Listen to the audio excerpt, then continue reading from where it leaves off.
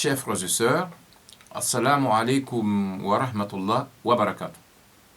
La méditation de ce jour a pour thème « Attention, notre société se construit de plus en plus autour du mensonge ».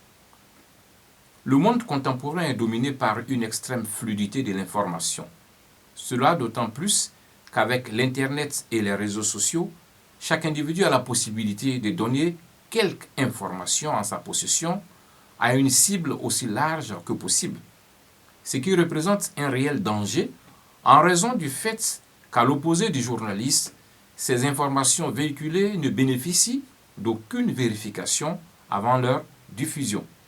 Du coup, n'importe qui peut diffuser n'importe quoi à une large cible et faire du mensonge une vérité populaire. C'est le cas des fake news et du phénomène de buzz qui font tant de mal à la société. Malheureusement, ce phénomène, qui est planétaire, ne se limite pas seulement aux simples individus.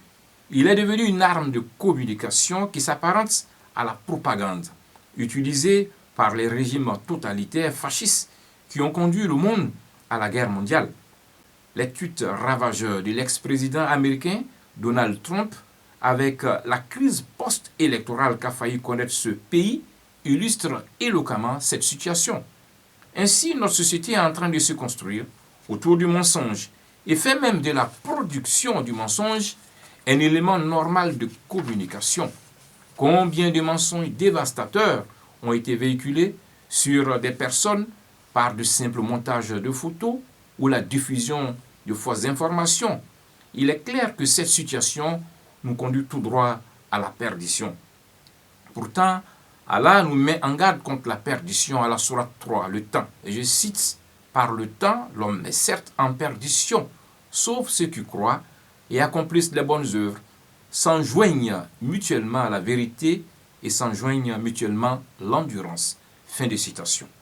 C'est pourquoi il est indispensable de construire pour soi un protocole de consommation des informations qui circulent sur les réseaux sociaux par de simples questionnements.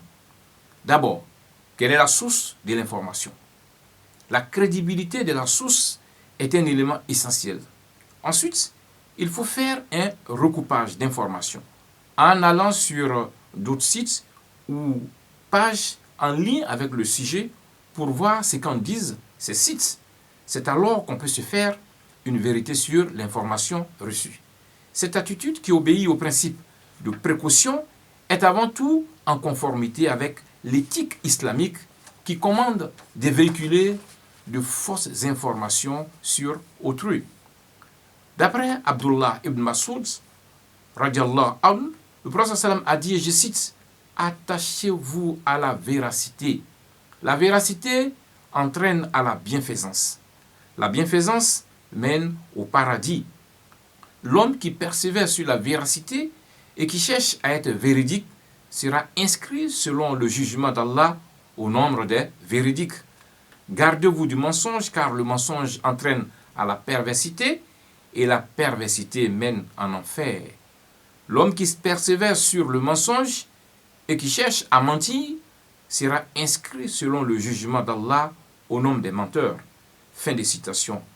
Qu'Allah nous accorde la force d'être vigilants et véridiques. Amin. Ya Rab.